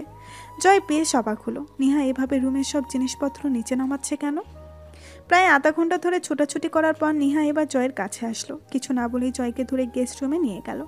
জয় তো গেস্ট রুমে ঢুকেই অবাক, কারণ গেস্ট রুমটাকে এখন আর গেস্ট রুম মনে হচ্ছে না, মনে হচ্ছে এটাই জয়ের রুম। জয় অবাক হয়ে চারপাশে দেখতে লাগলো। নেহা ওর রুমের সব কিছু এখানে নিয়ে এসেছে, আর প্রত্যেকটা জিনিসকে সেইভাবেই সেট করেছে যেভাবে ওই রুমে ছিল। জয় অবাক চাহনিটা বজায় রেখে এই ঘাড় ঘুরিয়ে নেহার দিকে তাকালো। জয় কিছু বলতে যাবে তার আগেই মুস্কি হেসে নেহা বলল, পছন্দ হয়েছে আপনার? আপনি না বলেছিলেন আপনার রুম ছাড়া অন্য রুমে ভালো লাগে না, তাই হুবহু আপনার রুমের মতো বানিয়ে দিলাম। এখন নিশ্চয়ই প্রবলেম হবে না। তারপরও যদি ভালো না লাগে একটু কষ্ট করে মানিয়ে নেবেন। আসলে এ ছাড়া তো আর কোনো উপায় নেই, তাই আর কি। ইটস ওকে, সমস্যা নেই। নেহা মুস্কি হেসে জয়কে বিছানার কাছে নিয়ে গেল। তারপর শ্বশুরকে ডেকে জয়কে কোনো রকমে দুজনে ধরে বিছানায় বসালো। যদিও নেহা একাই ধরে বিছানায় তুলতে সক্ষম হতো, কিন্তু জয়ের কোনো রকম যেন অসুবিধা না হয় তার জন্য শ্বশুরকে সহ ডাকলো ধরার জন্য। রায়হান সাহেব ছেলেকে বিছানায় বসিয়ে দিয়ে কয়েকটা টুকটাক কথা বলেই চলে গেলেন। শ্বশুর চলে যেতেই নেহা জয়কে ধরে শুয়ে দিল, কারণ বেশি সময় ধরে বসে থাকা জয়ের জন্য সম্ভব না। আর এখন সে কিচেনে যাবে রান্না করতে, তার মানে রান্না করতে আসতে আসতে অনেক সময় লাগবে। আর এত সময় ধরে জয় বসে থাকতে পারবে না, কারণ জয়ের কোমরের যে ইনজুরটা হয়েছে সেটা না সারা অবধি জয় এমন শুয়ে থেকেই কাটাতে হবে। তবে একেবারে বসতে পারবে না তা কিন্তু নয়, বসতে পারবে, তবে সেটা জাস্ট কয়েক মিনিটের জন্য। বাকি সময় শুয়ে থেকেই কাটাতে হবে। নেহা জানালার পর্দাটা ভালো করে টেনে দিয়ে জয়ের দিকে তাকালো, বিনীত কণ্ঠে বলল, আপনি শুয়ে থাকেন, আমি কিচেনে যাচ্ছি। আচ্ছা, আপনার জন্য কি রান্না করব? আপনি কি খাবেন বলুন? আমার জন্য আলাদা করে কিছু রান্না করতে হবে না। সবার জন্য যেটা রান্না হবে আমার জন্য সেটা করলে চলবে। নেহা মুস্কি হেসে আচ্ছা বলে চলে যাচ্ছিল। জয় নেহা যাওয়ার দিকেই তাকিয়ে আছে। হঠাৎ নেহা দরজার কাছে গিয়ে কিছু একটা ভেবে যেন থেমে গেল। তারপর বিড়বিড় করে কিছু একটা আউড়িয়ে জয়ের কাছে ফিরে আসলো। জয় নেহার মতিগতি বুঝতে না পেরে এখনও নেহার মুখের দিকে তাকিয়ে আছে। নেহা পার্স থেকে জয়ের মোবাইলটা বের করে জয়ের হাতে দিয়ে মুস্কি হেসে বলল, এই নিন আপনার মোবাইল। তখন হসপিটাল থেকে আসার সময় আমার পার্সে যে নিয়েছিলাম দিতে ভুলে গিয়েছিলাম। জয় বাম হাতটা বাড়িয়ে মোবাইলটা হাতে নিয়ে মোবাইলের এপিঠ ওপিঠ দেখতে লাগলো। অন্যমনস্ক হয়ে বলল, আমি মোবাইল দিয়ে কি করব? না মানে আমি তো কিচেনে যাচ্ছি। আপনার হয়তো একা একা বোরিং লাগবে। আপনি বরং এক কাজ করুন, আপনি মীরা আপুর সাথে কথা বলুন। ওনার সাথে কথা বললে সময়টাও কাটবে আর ভালোও লাগবে। তখন একা একা আর বোরিং লাগবে না। আসছি আমি। বলেই নেহা রুম থেকে বেরিয়ে গেল। আর জয় অবাক হয়ে নেহার চাওয়ার দিকেই তাকিয়ে রইল। এই মেয়েটাকে যেন সে এই 3 দিনে যত দেখছে অবাকই হচ্ছে। জয় নিজ মনেই আওড়ালো, কি অদ্ভুত মেয়ে। ওকে আমি দিনের পর দিন এত অত্যাচার করলাম, এত মারধর করলাম, কখন একটা ভালো করে কথা পর্যন্ত যার সাথে বললাম না, আজ সেই কিনা আমার সামান্য একা থাকাটা নিয়েও ভাবছে। নিজের হাতে আমাকে অন্য কোনো মেয়ের সাথে কথা বলার জন্য মোবাইল দিয়ে যাচ্ছে। হ্যাঁ, কার সাথে কথা বলবো? মীরার সাথে, যে কিনা আমাকে অ্যাক্সিডেন্ট করে মেরে ফেলতে চেয়েছিল। হ্যাঁ, মীরাই জয়কে অ্যাক্সিডেন্টটা করিয়েছিল, আর সেটা জয় দেখেও গিয়েছিল। মুহূর্তে জয়ের অ্যাক্সিডেন্ট হওয়ার সময়কারটা ঘটনাটা চোখের সামনে ভেসে উঠল। জয়ের গাড়িকে যখন বিপরীতমুখী গাড়িটা প্রচণ্ড জোরে ধাক্কা দিচ্ছিল, তখন সাথে সাথে জয় স্টিয়ারিংয়ে বাড়ি খেয়ে রক্তাক্ত হয়ে যায়। তবে মীরা এতটুকুও থেমে থাকেনি। যখন দেখলো জয় স্টিয়ারিংয়ে বাড়ি খেয়ে নাজেহাল প্রায়, তখনই মীরা গাড়িটিকে পেছনে নিয়ে গিয়ে আবারও জোরে চালিয়ে এনে জয়ের গাড়িকে ধাক্কা দেয়। এবারের ধাক্কাটা বেশ জোরেই ছিল, যার ফলে জয়ের মাথাটা জানালার কাছে সাথে গিয়ে লাগে। সাথে সাথে কাঁচ ভেঙে কয়েক টুকরো কাঁচ জয়ের মাথায় ঢুকে যায়। জয়ের যেন পুরো দুনিয়া অন্ধকার হয়ে এলো। তবে তখনও জয়ের সেন্স ছিল। জয় যখন দুই হাতে মাথা চেপে ধরে নিভু নিভু চোখে চারপাশে তাকাচ্ছিল, তখনই ঝাপসা চোখে মীরাকে আর শিহাবকে সামনে দেখলো। দুজনের মুখেই হাসি। সেন্সলেস হয়ে চোখ বন্ধ করে নেওয়ার আগেকার মীরার একটা কথা জয়ের এখনও চোখে ভাসছে। মীরা হেসে হেসে বলছে, গুড বাই মিস্টার জয় মাহমুদ। আসলে কি বলো তো, আমি জানি তুমি আমার হাতে ধোকা খেয়ে গুটিয়ে বসে থাকবে না, নিশ্চয়ই আমাকে জেলে দিতে চাইবে। আর তাই আমি আর বসে থাকতে পারলাম না, ছুটে চলে আসলাম তোমাকে উপরে পাঠানোর জন্য। তোমার জন্য আমার বড্ড আফসোস হচ্ছে, কারণ তুমি দ্বিতীয়বার চোখ খুলে আর এত সুন্দর পৃথিবীটা দেখতে পারবে না। ওপারে গিয়ে ভালো থেকো, আর পারলে আমাকে ক্ষমা করে দিও, কারণ তোমার থেকে তো আর কম টাকা খাইনি। Good bye. বলেই মীরা অট্র হাসি দিয়ে জয়ের মাথার চুলগুলো মুঠো করে ধরে আবারও গাড়ির স্টিয়ারিংয়ের সাথে বাড়ি খাওয়ালো। সাথে সাথে জয়ের মাথা থেকে গড় করে রক্ত পড়তে লাগলো। আর মুহূর্তেই জয় সেন্সলেস হয়ে সেখানেই মাথাটা লুটিয়ে রাখলো। দৃশ্যটা চোখের সামনে ভেসে উঠতেই জয়ের পুরো গা গুলিয়ে উঠল। ও কিনা এমন একজন মানুষকে ভালোবেসেছে যে ওকে কখনোই ভালোবাসেনি, আর যে মেয়েটাকে সে প্রতিনিয়ত অবহেলা করে আসছে, আজ সেই কিনা ওর হসপিটালে থাকতে অসুবিধা হবে বলে ওকে সুস্থ করার প্রতিশ্রুতি দিয়ে বাড়িতে নিয়ে এসেছে। সুস্থ না হোক, অন্তত এটা তো ওর জন্য ভালো হলো যে সে বাড়িতে সবার সাথে থাকতে পারবে। হসপিটালে থাকলে তো সুস্থ হওয়ার বদলে আরও অসুস্থ হয়ে যেত। রাত 10:10 প্রতিদিনের মতো আজকেও রায়হান সাহেব সহ বাড়ির সবাই রাতের খাবার খেয়ে ডাইনিংয়েই বসেছে। তবে প্রতিদিন নিহা সবার খাবার সার্ভ করলেও আজ নিহাকে সার্ভ করতে বাধা দিল রায়হান সাহেব। উনি কড়াভাবে বলে দিয়েছেন নিহা যেন এখানে খাবার সার্ভ করে সময় অপচয় না করে। ও যেন জয়ের জন্য খাবার নিয়ে যায় রুমে। নিহা চেয়েও আর শ্বশুরের কথা অমান্য করতে পারল না। অগাত্য কোনো কথা না বলে একটা প্লেট জয়ের জন্য খাবার নিয়ে রুমে গেল। অন্যদিন হলে হয়তো শায়লা বেগম রাগে ফুসফুস করতেন, কিন্তু আজ ছেলের কথা ভেবে শায়লা বেগমও কোনো রাগ পোষণ করলেন না, চুপচাপ খেতে লাগলেন। নিহা রুমে এসে দেখল জয় উপাস ফিরে শুয়ে আছে। এ কি, উনি আবার ঘুমিয়ে পড়লেন না তো? মেডিসিন না খেয়ে ঘুমালে তো সুস্থ হবেন না তাড়াতাড়ি। কথাগুলো মনে মনে ভেবে নিহা খাটের দিকে এগিয়ে গেল। খাবারের প্লেটটা সেন্টার টেবিলের উপরে রেখে আস্তে করে জয়কে ডাক দিল। শুনছেন, আপনি কি ঘুমিয়ে পড়েছেন? নিহার আওয়াজ শুনে জয় আস্তে আস্তে এপাশে ফিরে নিহার দিকে তাকালো। নিহা মুস্কি হেসে বলল, ও, আপনি তো জেগে আছেন, আমি মনে করেছিলাম আপনি ঘুমিয়ে পড়েছেন। 10টা বেজে গেছে, খাবার খেয়ে ওষুধ খেতে হবে তো। কিন্তু আমি শুয়ে থেকে খাবো কিভাবে? আর তাছাড়া ডান হাতেও খেতে পারবো না, কিভাবে খাবো? আপনার যদি কোনো আপত্তি না থাকে তাহলে আমি খাইয়ে দিই। না মানে না খেয়ে থাকলে তো ওষুধ খেতে পারবেন না, আর ওষুধ না খেলে তাড়াতাড়ি সুস্থ হবেন কি করে? ডক্টর কি বলেছে শোনেননি? টাইমলি ওষুধ খেতে হবে। একলা উঠে বসতে পারবো না, একটু সাহায্য করলে উঠতে পারতাম আর কি। নিহা বুঝতে পারলো জয় ওর হাতে খেতে রাজি, তাই সে মুস্কি হেসে জয়ের কাছে গিয়ে জয়কে আস্তে করে ধরে খাটের কার্নিশের সাথে হেলান দিয়ে আধশোয়া করে বসিয়ে দিল। তারপর খাবারের প্লেটটি হাতে নিয়ে নিজেও জয়ের পাশে বিছানায় বসে পড়ল। জয় ওর দিকেই তাকিয়ে আছে। নিহা এবার ভাতের গ্লাস বানিয়ে জয়ের মুখের সামনে ধরল। হ্যাঁ করুন। জয়ও কোনো কথা না বলে বিনা বাক্যে ভাতের গাছটুকু মুখে পুড়ে নিল। কিন্তু ওর কেন যেন নিহার মুখ দেখে মনে হচ্ছে নিহাও খায়নি, তাই নরম গলায় জিজ্ঞেস করলো, তুমি খাবে না? জয়ের মুখে তুমি শুনে নিহা চুমকে তাকালো জয়ের দিকে। এভাবে তাকানোর কি আছে? আমি কি ভুল কিছু বলে ফেলেছি? না তা বলেননি, তুমি করে বলেছেন তো তাই অবাক হয়েছি। আমাকে তুমি করে বলতে হবে না, আমার জন্য দুইটাই ঠিক আছে। যেটা বলেছি তার উত্তর দাও। বেশি কথা কে বলতে বলেছে? যাব। 10টা বেজে গেছে, কখন খাবে? প্রতিদিন যখন খায় তখনই খাবো। ডাইনিং পরিষ্কার করে তারপর খাবো। জয় কিছু বলতে চেয়েও যেন আর বলতে পারল না। নেহা জয়কে খাইয়ে দিয়ে ওষুধও খাইয়ে দিয়ে খাবারের প্লেটটা নিয়ে রুম থেকে চলে গেল। জয় কয়েক সেকেন্ড নেহার চলে যাওয়ার দিকে তাকিয়ে থেকে চোখটা সরিয়ে নিল। নেহার খাবার খেয়ে রুমে আসতে আসতে প্রায় 11টার কাছাকাছি সময় লেগে গেল। মূলত নেহার দেরি হয়ে গেছে তা কিন্তু নয়, আসলে নেহা ইচ্ছে করেই এতক্ষণ রুমে আসেনি যাতে জয় মীরার সাথে নিঃসংকোচে কথা বলতে পারে। আগে হলে তো ব্যালকনিতে গিয়ে কথা বলে আসতো, কিন্তু এখন তো আর ব্যালকনিতে গিয়ে কথা বলতে পারবে না। নেহা রুমে থাকলে হয়তো জয়ের অস্বস্তি লাগতে পারে, তাই নেহা একটু দেরি করে রুমে এসেছে। আর আসার সময় জয়ের জন্য গ্রিন টি আনতেও ভুল করলো না। দরজা লাগানোর শব্দ শুনে জয় সেদিকেই তাকালো। নেহাকে এতক্ষণ পর রুমে আসতে দেখে জয় একটু অবাকই হলো। নেহা তো রুমে আসতে এতক্ষণ দেরি করে না। রুমে আসতে আজ এতক্ষণ সময় লাগলো যে?